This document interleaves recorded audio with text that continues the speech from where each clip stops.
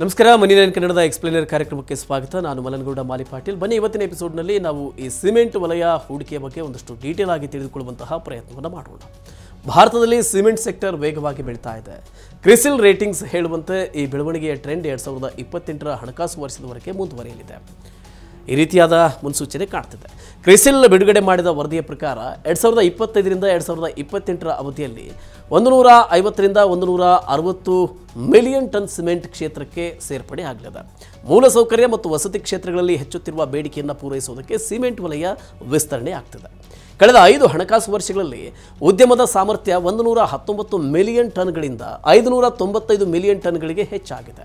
ಹಾಗಾದರೆ ಸಿಮೆಂಟ್ ವಲಯದ ಬೇಡಿಕೆಗೆ ಅನುಗುಣವಾಗಿ ಸಾಮರ್ಥ್ಯ ವಿಸ್ತರಣೆಯಾಗಿದೆಯೇ? ಈ ವಲಯದ ಕಂಪನಿಗಳ ಆರ್ಥಿಕ ಪರಿಸ್ಥಿತಿ ಏನು ಮತ್ತು ಈ ವಲಯದ ಕಂಪನಿಗಳಲ್ಲಿ ಹೂಡಿಕೆಯನ್ನು ಮಾಡೋದಕ್ಕೆ ಇದು ಸಕಾಲವೇ ಅನ್ನೋದನ್ನು ನಾವೀಗ ನೋಡೋಣ. ನೋಡಿ, 2022ರ ಹಣಕಾಸು ವರ್ಷದಲ್ಲಿ ಸಿಮೆಂಟ್ ಬೇಡಿಕೆಯಲ್ಲಿ 8% ಹೆಚ್ಚಳವಾಗಿದೆ ಮತ್ತು 2023ರಲ್ಲಿ ಇದು 12% ಬೆಳವಣಿಗೆಯನ್ನು ಕಂಡಿದೆ. ಪ್ರಸಕ್ತ ಹಣಕಾಸು ವರ್ಷದಲ್ಲಿ ಬೇಡಿಕೆ 10ರಿಂದ 12% ಹೆಚ್ಚಾಗಲಿದೆ ಅಂತ ಅಂದಾಜಿಸಲಾಗಿದೆ. ಯಾಕೆಂದರೆ ಲೋಕಸಭಾ ಚುನಾವಣೆಗೂ ಮುನ್ನ ಮೂಲಸೌಕರ್ಯ ವಲಯದ ಮೇಲೆ ಮತ್ತು ಕೈಗೆಟುಕುವ ದರದ ವಸತಿ ವಲಯದ ಮೇಲೆ ಸರ್ಕಾರ ಹೆಚ್ಚು ವೆಚ್ಚ ಮಾಡುವ ಸಾಧ್ಯತೆ ಇದೆ. ಈ ವರ್ಷದ ಬಜೆಟ್ನಲ್ಲಿ ಮೂಲಸೌಕರ್ಯ ಮತ್ತು ವಸತಿ ಕ್ಷೇತ್ರಗಳಿಗೆ ಸರ್ಕಾರ ಸಾಕಷ್ಟು ಅನುದಾನವನ್ನು ಹಂಚಿಕೆ ಮಾಡಿದೆ. ಹಣಕಾಸು ವರ್ಷ 2025ರಲ್ಲಿ ಮೂಲಸೌಕರ್ಯ ವಲಯಕ್ಕೆ 11% ಹೆಚ್ಚು ಖರ್ಚು ಮಾಡೋದಕ್ಕೆ ಸರ್ಕಾರ ಪ್ರಸ್ತಾಪವನ್ನು ಇಟ್ಕೊಂಡಿದೆ. ಅಂದರೆ ಮುಂದಿನ ಆರ್ಥಿಕ ವರ್ಷದಲ್ಲಿ ಸರ್ಕಾರ ಮೂಲಸೌಕರ್ಯ ವಲಯದ ಮೇಲೆ 11.11 ಲಕ್ಷ ಕೋಟಿ ವೆಚ್ಚ ಮಾಡಲಿದೆ. ಇದು ಒಟ್ಟು GDPಯ 3.4ರಷ್ಟಿದೆ. ರಸ್ತೆಗಳು, ಸೇತುವೆಗಳು, ಹೆದ್ದಾರಿಗಳು, ವಿಮಾನ ನಿಲ್ದಾಣಗಳು ಇತ್ಯಾದಿಗಳ ಅಭಿವೃದ್ಧಿಗೆ ವಿಶೇಷವಾದ ಗಮನವನ್ನು ನೀಡಲಾಗ್ತಿದೆ. ಇದು ಸಿಮೆಂಟ್ ಮಾತ್ರವಲ್ಲದೆ ಉಕ್ಕಿನ ವಲಯದಲ್ಲಿ ಕೂಡ ಬೇಡಿಕೆಯನ್ನು ಹೆಚ್ಚಾಗುವುದಕ್ಕೆ ಕಾರಣ ಆಗ್ತಾ ಇದೆ. ಇದಲ್ಲದೆ ಸಿಮೆಂಟ್ ಬೇಡಿಕೆ ವರ್ಷದ ಮೊದಲಾರ್ಧದಲ್ಲಿ ವಿಶೇಷವಾಗಿ ಮಾನ್ಸೂನ್ ಋತುವಿನಲ್ಲಿಯೇ ಹೆಚ್ಚಾಗಿದೆ. ಇದಲ್ಲದೆ ಈ ಬಾರಿಯ ಮಧ್ಯಂತರ ಬಜೆಟ್ನಲ್ಲಿ ಪ್ರಧಾನಮಂತ್ರಿ ಗ್ರಾಮೀಣ ವಸತಿ ಯೋಜನೆ ಮುಂದುವರಿಸುವುದಾಗಿ ಘೋಷಣೆಯನ್ನು ಮಾಡಲಾಗಿದೆ. ಈ ಯೋಜನೆಯಡಿ ಒಟ್ಟು 50 ಮಿಲಿಯನ್ ಮನೆಗಳನ್ನು ನಿರ್ಮಿಸಲಾಗುವುದು. ಹೀಗಂತ ಹಣಕಾಸು ಸಚಿವೆ ನಿರ್ಮಲಾ ಸೀತಾರಾಮನ್ ಬಜೆಟ್ ತಿಳಿಸಿದೆ.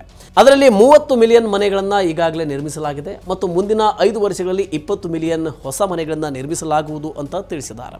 ಇದು ಸಿಮೆಂಟ್, ಸ್ಟೀಲ್, ಟೈಲ್ಸ್ ಮತ್ತು ಕನ್ಸ್ಯೂಮರ್ ಡ್ಯೂರೇಬಲ್ ಬೇಡಿಕೆಯನ್ನು ಹೆಚ್ಚಿಸುತ್ತೆ.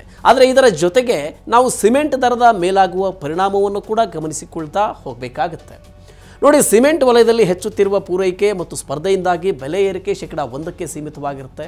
ಹೀಗಂತ ಮಾರುಕಟ್ಟೆ ತಜ್ಞರು ಹೇಳ್ತಾರೆ.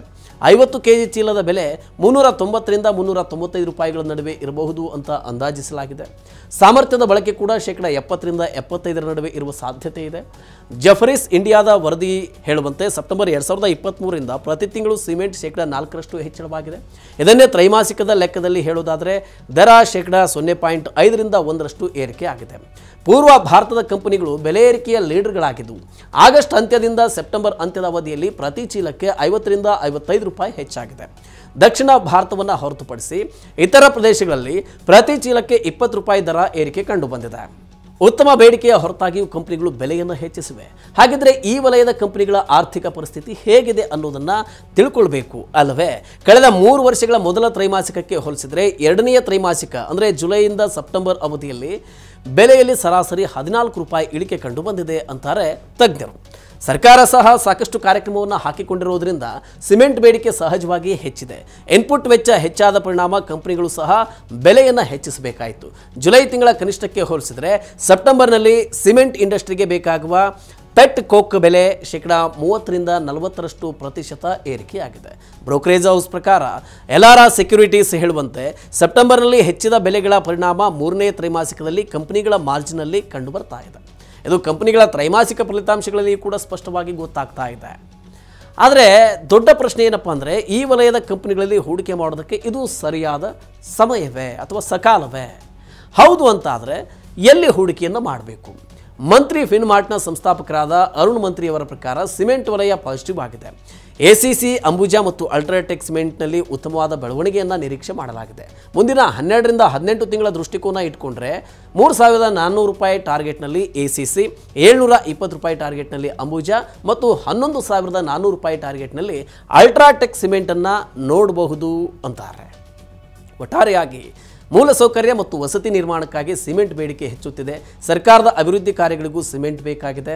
ಬೇಡಿಕೆ ಹೆಚ್ಚಳ ಆಗ್ತಾ ಇರುವುದರಿಂದ ಕಂಪನಿಗಳು ದರ ಏರಿಕೆ ಮಾಡುವ ಸಾಧ್ಯತೆಯೂ ಇದೆ. ಇದು ಕಂಪನಿಗಳ ಮಾರ್ಜಿನ್ಗಳು ಮತ್ತು ಲಾಭದ ಹೆಚ್ಚಳಕ್ಕೆ ಕಾರಣ ಆಗಬಹುದು. ಮೀಡಿಯಂ ಮತ್ತು ಲಾಂಗ್ ಟರ್ಮ್ ಟಾರ್ಗೆಟ್ ಇಟ್ಕೊಂಡು ಸಿಮೆಂಟ್ ವಲಯದ ಆಯ್ದ ಕಂಪನಿಗಳಲ್ಲಿ ಹೂಡಿಕೆ ಮಾಡಿದರೆ ನಿಮ್ಮ ಲಾಭವನ್ನು ಹೆಚ್ಚು ಮಾಡಿಕೊಳ್ಳಬಹುದು. ಓಕೆ, ಈ ರೀತಿಯ ಇನ್ನಷ್ಟು ಮಾಹಿತಿ ಮತ್ತು ಪರ್ಸನಲ್ ಫಿನಾನ್ಸ್ ವಿಚಾರಗಳಿಗೆ ಡೌನ್ಲೋಡ್ ಮಾಡಿ Money9 ಕನ್ನಡ ಆ್ಯಪ್ ಹಾಗೂ ಯೂಟ್ಯೂಬ್ನಲ್ಲಿಯೂ ಸಬ್ಸ್ಕ್ರೈಬ್ ಆಗಿ, ಲೈಕ್ ಮಾಡಿ, ಶೇರ್ ಮಾಡಿ. Thank you.